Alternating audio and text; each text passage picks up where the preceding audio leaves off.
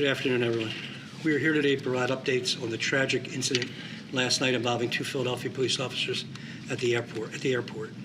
Joining me today are members of the police department who will share more details shortly on the incident and the updates on the search for those responsible.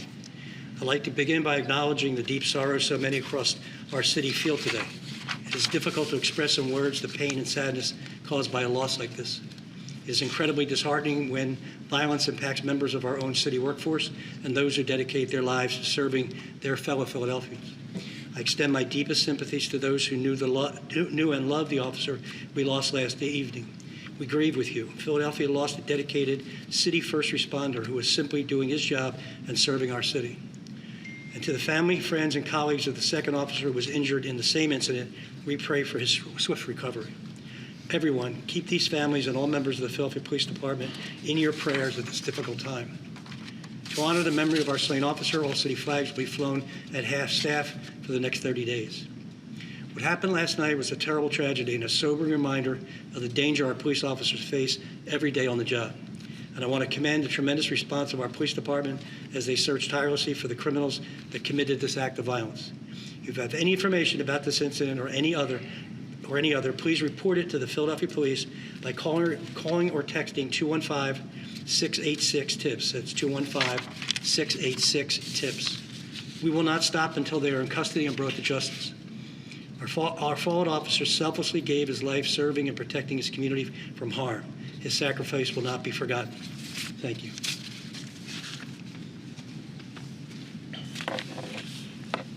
Good afternoon, everyone. I'm John Stanford, Interim Police Commissioner. So before we get into the details and before I call up the Interim First Deputy, Frank Vanore, to go into some specifics about what we have discovered thus far, I just want to go over a few things. So just one point I want to make is that this has been, last night obviously was a rough night for our department, but the past week or so has been a rough week for this organization and for the women and men that belong to this organization. Going back to just over a week ago, where we had 3 officers that were shot in the line of duty, responding to an incident. Fast forward on Monday, we had a commander die by suicide. Wednesday, the active commander. On Wednesday, we had an active police officer that we discovered died as a result, suddenly, possibly as a result of some type of medical emergency. And then last night, and last night, going back to the tragic incident, everything unfolded around 11 p.m., where we had 2 officers assigned to the airport unit, responding to, in terms of arriving at work, parking in the parking garage there. Officer number 1 was Officer Richard Mendez, 50 years of age, 22-year veteran, almost 23 years, 3 days away from 23 years on the job, assigned to the airport, married with 1 daughter. He was arriving to work along with Officer Raul Ortiz, 60 years of age, married with 3 children, 20-year veteran of the department, also assigned to the airport. So both of them are arriving to work, as many of our officers do each day. And as they're stepping out of their vehicles, they hear glass shattering. And so doing what I would say all of our men and women do, again, tending to what was going on, paying attention to what was going on, they go to investigate the sounds of that glass shattering. And when they come upon either 3 or 4 individuals that are breaking into a vehicle, at some point in time, there is some type of encounter or struggle from what we know, which leads to, during that confrontation, that leads to Officer Mendez being shot multiple times and Officer Ortiz being shot 1 time in his arm. We also know that during that incident that a suspect was shot during that encounter. Officers responded to that location. Obviously, the suspect fled from that location in a vehicle in which, again, DC Vanore will get into a little bit more in terms of details around that. Our officers responded. Originally, all of the officers were initially taken to Methodist Hospital and then Officer Mendez was transported to Penn Presbyterian, and Officer Ortiz was transported to Jefferson. Around 11:34 p.m., Officer Mendez was pronounced. And so, again, a very heartbreaking incident, devastating incident for the women and men of this organization. But I would submit to you, it's devastating to the city to know that this is the type of behavior that's occurring, the type of individuals that are out there on the street to take someone's life over a vehicle that didn't belong to them. And so just a reminder of the work that needs to be done, the individuals that are out there that need to be held accountable for their actions and what they're engaged in. Right now, there is a reward that's up to $148,500 for information that anyone may have that could lead to the arrest and conviction of these individuals. Some of that may be just for the arrest. Public Affairs will break those numbers out for you. But again, we're calling on the public to provide tips and information. 215-686-TIPS. You can remain anonymous. You can submit that information, and again, you can also submit it and get claim this reward money. And so we will call on the public today, as we do every day, to help us and to assist us. We ask that you wrap your arms around this family, the family of Officer Mendez, but also around Officer Ortiz and his family. And I would ask that you wrap your arms around the Philadelphia Police Department, because we need it. We need that support. Our women and men go out and they fight the fight every day for so many people in this city. And so we ask for that support in return, and we need it. And so I'll leave you with that. I'll turn it over to Interim First Deputy Frank Vanore to go a little bit more into the details of the investigation thus far. All right, good afternoon. I'm not going to go into the preliminary. Most of you have the preliminary information. I am going to corroborate through investigation some facts that we found out. I just want to caution everybody that we are still very much in the investigative stage. All right, some of this information may change. We are working very hard on the investigation. The other thing I want to say is I can't give every detail out because we have active investigations going on into several areas of this incident. So, as the commissioner said, when Officer Mendez and Officer Ortiz arrived to the garage, they heard glass breaking. They encountered individuals they believed were committing a crime, breaking into a car. That encounter turned into a confrontation, which resulted in, we now know, Officer Mendez being shot, Officer Ortiz being shot in the arm, and they were transported to the hospital. A very short time later, we developed some information that a Dodge Durango is the means from which the individuals left the airport and fled. That information was broadcast, and people were looking for it. Just about the same time that the officers arrived at Presby, the Dodge Durango, we believe same one, arrives at Children's Hospital in West Philadelphia, and we are going to release through Public Affairs some clips of a video of an individual who drops off a shooting victim that was eventually pronounced at 11:37 p.m. at Children's Hospital. That individual is an 18-year-old male that I'm going to identify as Jesus Herman Madera Duran. That individual was dropped off. We believe that Durango is the same Durango that was seen leaving the parking garage. So we are now believing that this is connected. So that individual, we believe, was shot in the same incident as the two police officers. There are other individuals in that car that we are trying to identify. There is some video you're going to see of at least one of them exit the car, and he leaves the individual there and drives off. You're not going to see all of that, but you will have images of that individual. So we're urging people, if you know who that individual is, to please let us know.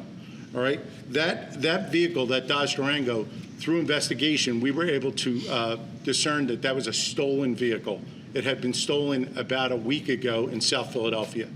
Detectives were able to contact the owner of that vehicle.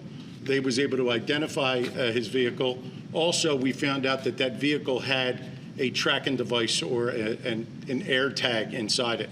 Okay, at some point during the search for this vehicle, they were able to go tap into that tracker, and police officers on I-95 in the area of Academy were able to recover that tracker.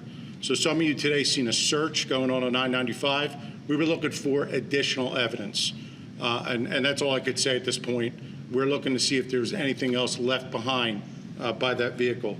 Sometime around 1:30 in the morning, police in South Brunswick responded to a vehicle fire. All right, we now know that our vehicle was set on fire in South Brunswick. We have members of the ATF, FBI, and our crime scene unit that are going to retrieve that vehicle, bring it back to Philadelphia, and process it for evidence. All right. We are also looking at a lot of other evidence, both ballistic evidence that was left at our scene. We're looking at digital evidence, video in a lot of different places, and we're looking at forensic evidence and everything we can touch. There's people working to try to identify the individuals. There could be up to 3 additional individuals that were inside that Durango. So anybody who may know who was driving that car or who may have been accompanying Mr. Duran during the course of these actions, we're urging them to give us a call. All right, and with that, if anybody has any questions, we'll be glad to answer. Duran is the shooter? Do you think Duran is the shooter in this case? I couldn't say that at this point. I don't have any evidence to say who was shooting. Do you know who shot Duran? Was that? Yeah, I did don't. either of the officers shoot? I don't. We don't know. One of the things I do want to mention is Officer Mendez's gun is missing. All right, that gun is missing. We do have fired cartridge casings at the scene. There's a lot of analysis going on, but we do not have that gun. We cannot discern who fired that gun, if that gun was fired or another gun was fired yet. Has Officer Ortiz been able to share anything about? I'm not going to comment on his. He's still hospitalized, and I'm not going to comment on his. Right. his Given about the the video timeline when they were arriving to work, is there? Approximately 11 o'clock, a little before 11, they hear glass break, and they go to investigate the incident. Were they technically not on shift yet, though, right? Well, they're reporting to work. They heard a crime, and they 2 veteran police officers with decades of experience moved towards the crime, so they were working. Were they in uniform? One of them was with a jacket on top, Officer Mendez. Another one was in partial uniform pants with a sweatshirt on. Would they have drawn their weapons as they approached? Do you know anything about how they approached? I don't.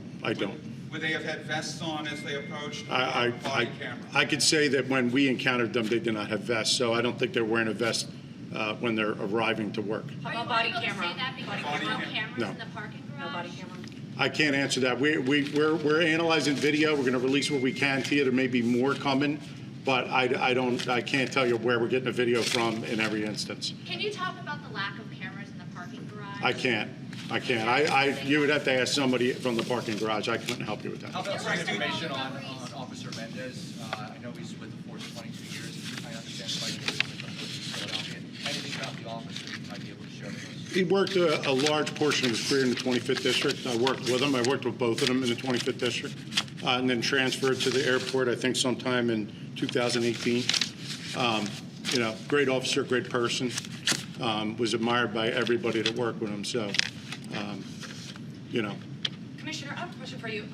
You just spoke about last week you had the 3 officers shot. It seems like this year there's been more officers shot than in previous years, at least recently. What do you make of it? Like, why is there a brazenness from people in Philadelphia shooting at police? I don't think that just started this year. I think the brazenness goes back for some years. I mean, we had 2 years in which we had some of the highest numbers of homicides, and so I think the brazen behavior coming out of COVID and then civil unrest and folks not being held accountable in this city in terms of how they commit crimes and the response to that, I think has emboldened individuals. What do you mean by not held accountable?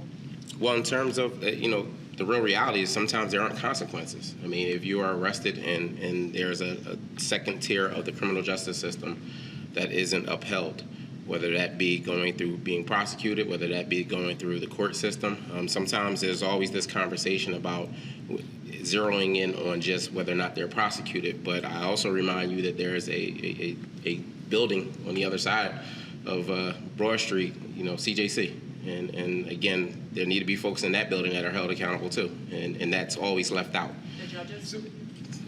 Exactly right. And so I think it's looking at the overall criminal justice system not just the police, not just the district attorney's office, but looking at the overall criminal justice system. I think folks have heard it said before, there are ways that you can, hold people accountable. Everybody doesn't need to be in jail, but there are a good number of folks that commit violent crimes that we see over and over and over again. Gun arrests, robberies, carjackings. That's not a thing that you should get a slap on the wrist. That you should be held accountable. And some of that requires time. Some of that requires you to be incarcerated. Some of that requires you to be monitored by the probation and parole system. That is all the components of the criminal justice system. And so when you say what encourages folks to commit crime, I think it's not just the violent crime, it's all levels of crime. You heard us talk about quality of life over the past few weeks, going back to the looting. There are folks that were engaged in that behavior. I mean, all of you were on social media, and you could see the responses. When we said we were locking people up, you saw it change. When we said we were holding people accountable, we were going to make those arrests, you saw the responses from people, some of them saying, oh, wow, they're locking people up. Yeah, and same thing with the ATVs. The individual that decided to smash a window of that young lady's car. He was held accountable. He was arrested and he's charged. And so I think people want to feel safe in this city. People want to know that people are going to be held accountable. If you are a victim of a crime, you want to know that people cannot do that to you and get away with it. And I think we have to understand there could be a balance in policing. We can do things that hold police officers accountable, which we do every day. But there also has to be a process in which we hold individuals that commit crime accountable. And I think that's lacking right now. And it's not just in this city. I think we see that lacking across the country. But my focus is this city. And so we're going to keep continuing to press on. We're going to continue to work with our partners. The district attorney's office is here. And so, again, I'm not going to get into that space of pointing fingers and blaming. I'm going to get into the space of we have to find common ground. We have to find areas that we can work together. We are going to disagree on some things, and there are going to be some places where we have to stand firm. But at the end of the day, people in this city are tired. They're tired of all the back and forth, the finger pointing, the blaming. They want to see results. They want to see people held accountable. They want to see people, held responsible for the actions, and they want to feel safe. And that's going to require some people going to jail. And what do you tell the rank and file as they have to go out there day after day, night after night, given what just happened? I mean, I support them 100%. And again, I tell them to make the arrest, to do the jobs where it's warranted, make the arrest, to do the job you've been sworn to do.